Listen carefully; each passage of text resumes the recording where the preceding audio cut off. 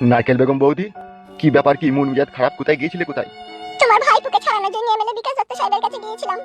দীপিকা দত্ত সাহেব কি বললো? বিকাশ দত্ত সাহেব কি সেই মানুষ যে মানুষের কথা শুনবে? কত বুঝালাম, কত পায়ে হাত ধরে বললাম, কিন্তু শুনবে কেন? আমাকে উল্টো পাল্টা ভাষায় গালাগালি দিচ্ছে। আবার বলছে তোমার ভাইপোর লাগি, মানে আমার জামাইয়ের লাগি বলছে তাকে পিস পিস করে কেটে তোর বাড়ি পাঠিয়ে দেবো। ওকে যে আগে একবার ধরেছিল দিচ্ছে দিল, আবার ধরেছে? হ্যাঁ, ওকে বাড়ি থেকেই তুলে নিয়ে গেছে আমাদের চোখের সামনে থেকে।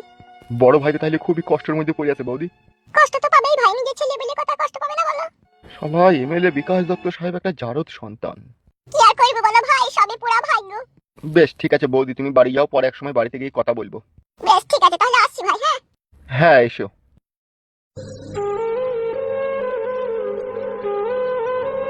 ওই একটা ছেলের লেগে আমার বড় ভাইয়ের কপালে সারা জীবন দুঃখ আর কষ্ট। দুঃখ মানুষের হয় হয়, কিন্তু এমন দুঃখ হচ্ছে সে আর চোখে দেখা গেছি না। সবই উপরওয়ালার ইচ্ছা।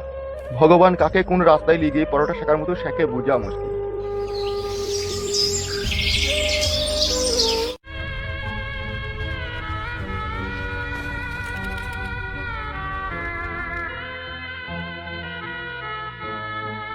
মামা, হুম, ওই দেখো মা আইছে।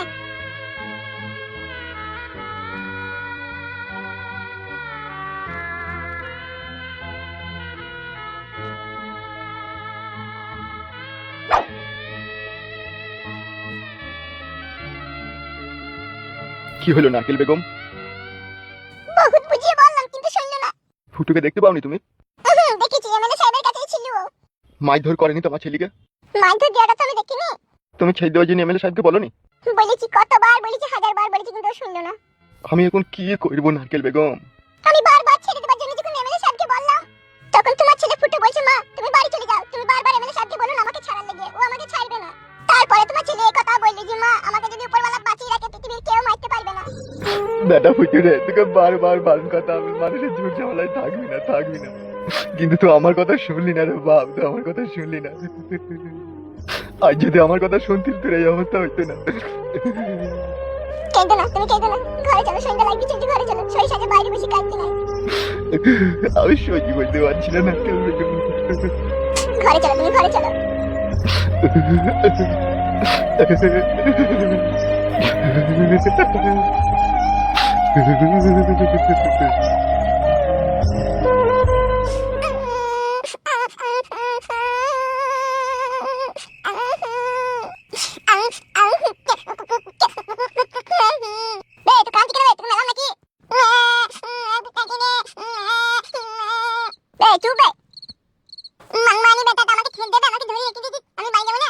তোমাকে গাল দিচ্ছিস? কেন গাল দেবো না? তোমাকে খেতে দে।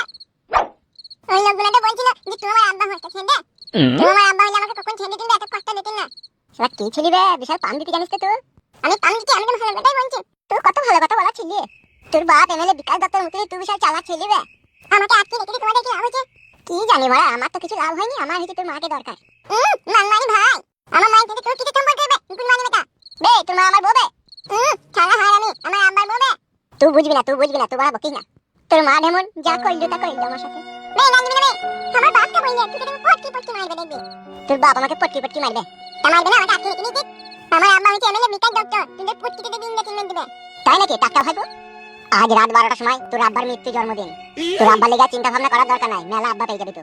ফালতু বলো, কিছু খাবি লেগে? কি আর খাবো, একটা ঠান্ডা লস্যি আনবা। বেশ ঠিক আছে, ছড়াকে ভালো করে চোখে চোখে রাখবি। বেশ ঠিক আছে।